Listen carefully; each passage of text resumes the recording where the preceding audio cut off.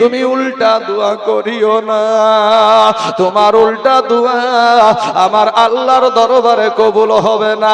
জাফর বিন আবু তালিব বাড়ি থেকে বেরিয়ে চলে আসে, ছোট ছোট ছোট ছোট বাচ্চাগুলা পিছনে পিছনে আব্বু গো বলে দৌড়ায়। একবারও বাবা পিছন ফিরে তাকালেন না। কারা কান্দে? আব্দুল্লাহ ইবনে রাওহা বাড়িতে চলে গেলেন, বিবির কাছে বিদায় নিয়ে যুদ্ধের ময়দানে হাজির হয়ে গেল। এবার যুদ্ধ শুরু হয়ে গেল বাবা।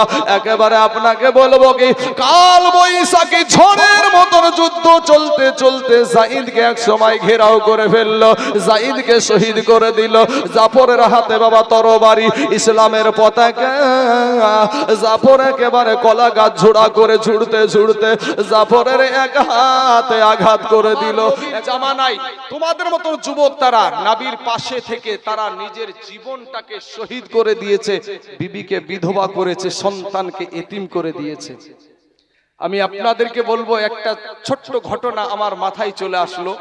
এই ঘটনাটা একটু এদিকে ওদিকে তাকায় না, একটু মনোযোগ দিয়ে শুনেন ভাই। আপনি কি আর তারা কেমন ছিল, আল্লাহর নবীর সাহাবারা কেমন ছিল, আর আপনি কেমন, এটা আপনার বিবেক আল্লাহ দিয়েছে। এই বিবেক দিয়ে একটু বিচার করেন, তাহলে আপনি বুঝতে পারবেন যে আপনি জান্নাতি না জাহান্নামী। আপনার বিবেক আপনাকে বলে দিবে। ভাইরে শোনা, ওই জাহান্নাম এমন একটা জায়গা, আপনাদেরকে আবারও বলছি, এর মতন এই কঠিন জায়গা, যেই জায়গাতে অনন্তকাল আমার আল্লাহ রেখে দিবে আপনাকে। আমার আল্লাহও চাই না যে আমার বান্দা জাহান্নামে যাক, এটা আমার আল্লাহও চাই না। কিন্তু ভাই, আমাদের কর্মের কারণে আমাদেরকে জাহান্নামে যেতে হবে।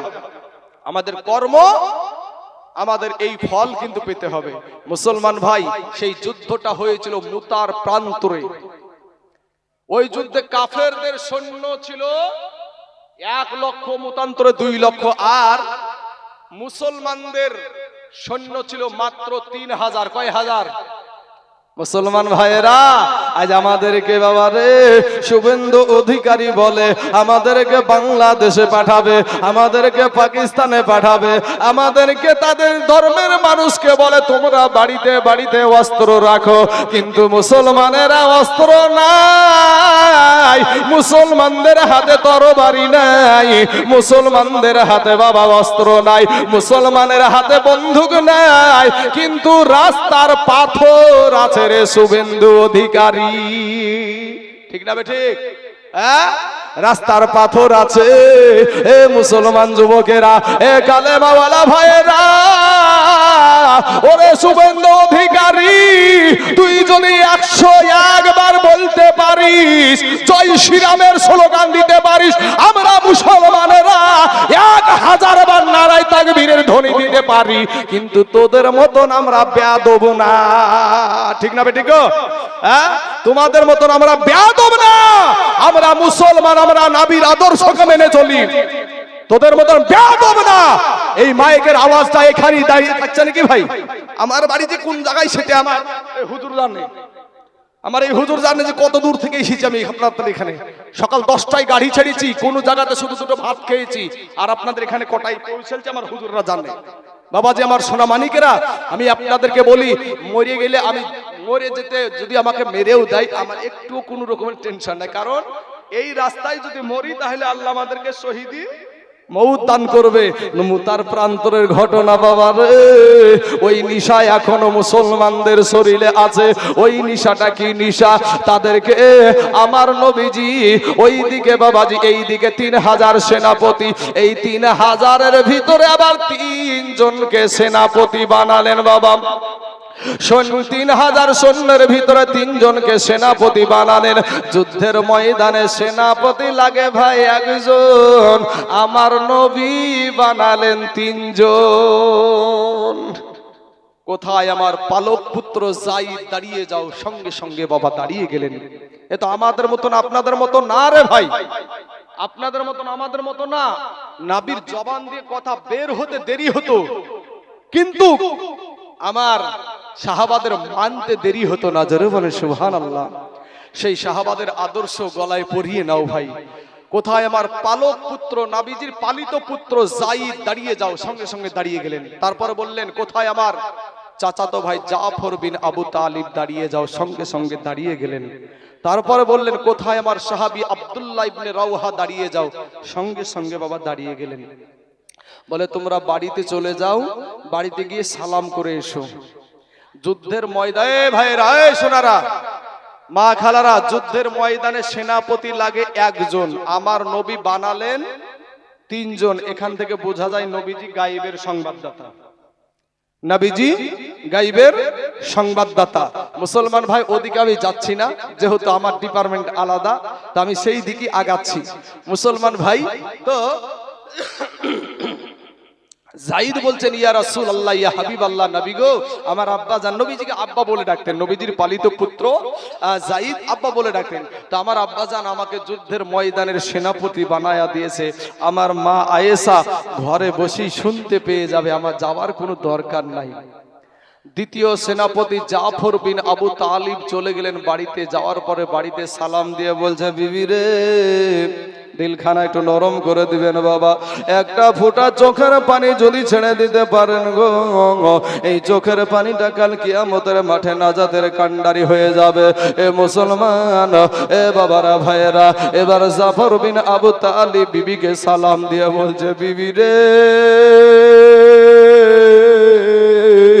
আমার দয়ার নবী, আমার নূর নবী আমাকে যুদ্ধের ময়দানের সেনাপতি বানায়া দিয়েছে গো বিবি। বিবি গো, আমি যুদ্ধে চলে যাব। ও গো বিবি, আমি এতদিন তোমার সঙ্গে ঘর সংসার করছি গো বিবি, হয়তো কোনো হক আমি তোমার আদায় করতে পারি নাই রে বিবি, আমাকে তুমি মাফ করে দাও, আমি যুদ্ধে চলে যাব। বিবি সঙ্গে সঙ্গে আল্লাহর দরবারে দুইখানা হাত উঠায়া বলে, আল্লাহ গো, আমার দয়া, আমার স্বামীকে দয়ার নবী যুদ্ধের ময়দানের সেনাপতি বানায়া দিয়েছে, তাতে থেকে আমি বিরত থাকতে বলবো না, আমি বাধাও দিব না। ও মা খালারা, তারা কেমন নারী ছিল? তারাও ছিল নারী, আপনারাও নারী। আমার মা ও মা, তুমিও একজন মা, এই হুজুরের মা ও মা, তুমিও একজন মা। মাগো, মনটা চাই না যে আমি একটা কোরআনওয়ালার মা হয়ে কবরে যাব, আমি একটা কোরআনওয়ালার মা হয়ে মা কবরে যাব। সন্তানকে কোরআন শিক্ষা দাও না রে মা। এ সোনার যুবকেরা, এ ভাইয়েরা, শুনেন, দিলখানা নরম করে দেন বাবা, এদিকে ওদিকে তাকাতাকি করিয়েন না বাবা। জাফর বিন আবু তালিবের বিবি হাত উঠালছে আল্লাহর দরবারে, এবার বলছে, আল্লাহ গো, আমার স্বামীকে যুদ্ধের ময়দানে জয়ী করে গাজী হিসাবে আমার কাছে পৌঁছায়া দিও। এবার জাফর বিন আবু তালিবের হাতে ছিল বাবা একটা তরবারি। ওই তরবারির উল্টা পিঠ দিয়ে বাবাজি বৃদ্ধ আস্তে করে আঘাত করে বলছে, বিবি রে, উল্টা দোয়া করিও না, তোমার উল্টা দোয়া আমার আল্লাহর দরবারে কবুল হবে না। কারণ বিবি রে, আমি তোমার, ও বিবি, বিবি রে, আমার নবীজি তিনজনকে সেনাপতি বানায় আছে, আমার আগেও একজন আছে, পরেও একজন আছে। যুদ্ধের ময়দানে সেনাপতি লাগে একজন, আমার নবী বানায় আছে তিনজন। অতএব বিবিরে, নির্ঘাত আমি ওই মুতার প্রান্তরে শহীদ হয়ে যাব রে বিবি, তুমি উল্টা দোয়া করিও না, তোমার উল্টা দোয়া আমার আল্লাহর দরবারে কবুল হবে না। জাফর বিন আবু তালিব বাড়ি থেকে বেরিয়ে চলে আসে, ছোট ছোট ছোট ছোট বাচ্চাগুলা পিছনে পিছনে আব্বু গো, আব্বু গো বলে দৌড়ায়। একবারও বাবা পিছন ফিরে তাকালেন না। কারা কান্দে? আব্দুল্লাহ ইবনে রাওহা বাড়িতে চলে গেলেন, বিবির কাছে বিদায় নিয়ে যুদ্ধের ময়দানে হাজির হয়ে গেল। এবার যুদ্ধ শুরু হয়ে গেল বাবা। একেবারে আপনাকে বলবো কি, কাল বৈশাখী ঝড়ের মতন যুদ্ধ চলতে চলতে জাইদকে এক সময় ঘেরাও করে ফেললো, জাইদকে শহীদ করে দিল। জাফরের হাতে বাবা তরবারি, ইসলামের পতাকা। জাফর একেবারে কলা গাছ ঝোড়া করে ঝুড়তে ঝুড়তে জাফরের এক হাতে আঘাত করে দিল, একটা হাত কেটে জমিনে পড়ে গেল।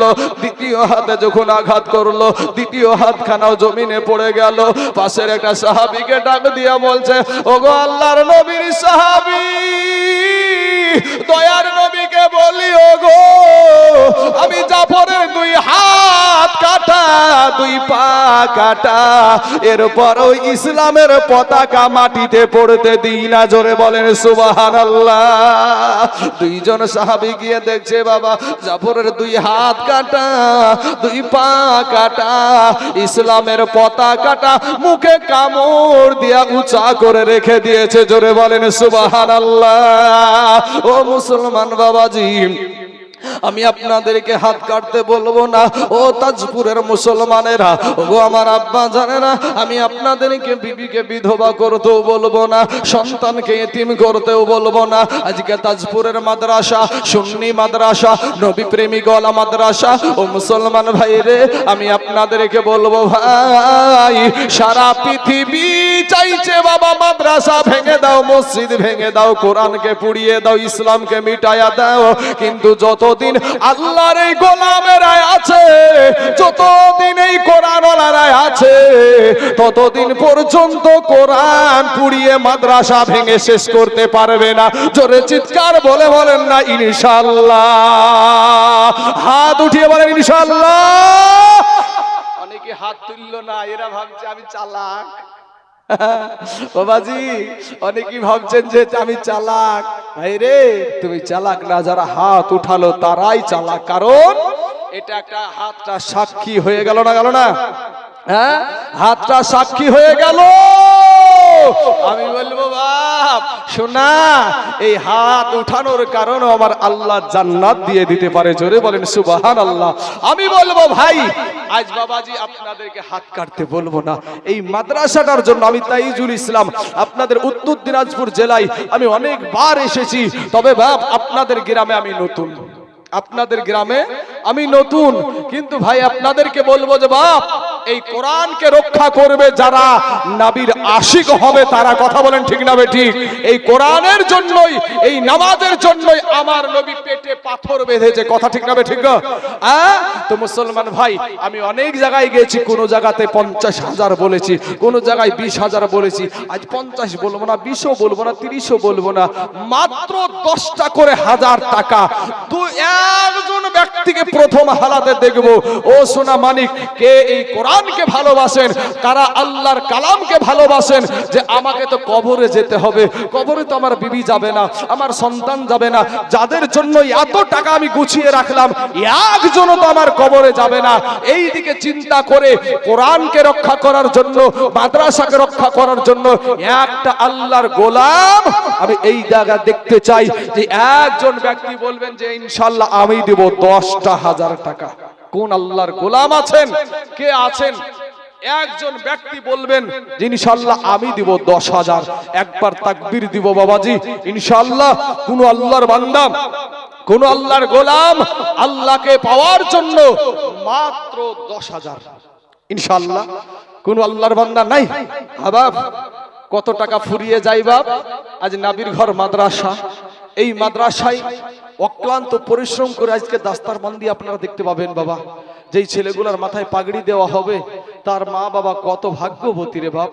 সোনা মানিক, আমি ওই দিকেও যাচ্ছি না, একজন ব্যক্তি আমি দেখতে চাই ভাই। সোনা, একজন আল্লাহর বান্দা এতগুলা মানুষের ভিতরে একজন বলবেন যে হুজুর আমার জান আছে মাল নাই, তবে আমি এই 10,000 টাকা আমি আস্তে আস্তে আমি এই মাদ্রাসা কমিটিকে দিয়ে দেব ইনশাআল্লাহ।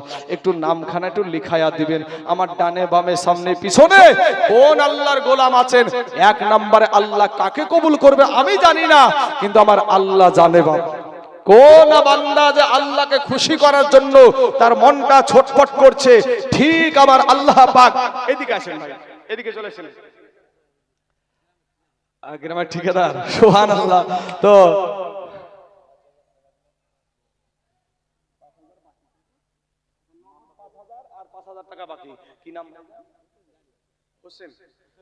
হোসেন শেখ, সুবহানাল্লাহ সুবহানাল্লাহ। মা ফাতেমার বেটার নামে নাম হোসেন শেখ। তো ওই ভাইজান আমার, উনি বলছেন এই দেখেন নগদ দিয়েছে 5,000 টাকা, আর 5,000 টাকা বাকি। সুবহানাল্লাহ। একবার তাকবীরের ধ্বনি দেব, চিল্লায়া বলেন নারায়ে তাকবীর। হায় হায় হায় বাপ রে, আল্লাহু আকবারের ধ্বনিটাও দিতে পারো না। বিধর্মীরা জয় শ্রীরামের স্লোগান দিয়ে রাস্তা কাঁপাচ্ছে রে ভাই। আর আমরা মুসলমান, আমরা এক আল্লাহর কাছে আল্লাহকে ভয় করি, পৃথিবীর কোনো কাফেরকে দেখে আমরা ভয় করি না। একবার সেই আল্লাহকে খুশি করার জন্য তাকবীরে ধ্বনি লাগান, নারায়ে তাকবীর, নারায়ে রিসালাত, মাসলাকে আলা হযরত উলামায়ে আহলে সুন্নাত। হোসেন ভাই আমার 10,000 টাকার দাদা, জোরে বলুন জিন্দাবাদ, সুবহানাল্লাহ সুবহানাল্লাহ। এ হোসেন ভাই নাম দেখো, এই গ্রামে বাড়ি, এই 10,000 টাকা দিল মাদ্রাসার লাগি। ইয়োগো আল্লাহ দয়াময়, দয়া যে করিয়া হোসেন ভাইয়ের 10,000 টাকা নাও তুমি কবুল করিয়া। আর যে আশাতে যে নিয়াতে করে গেল দান, পুরা করে দিও আল্লাহ মনের আরমান। নাম্বার 1 হয়ে গেল বাবা। নাম্বার 2, একটু হাত উঠিয়ে দোয়া করব বাবা।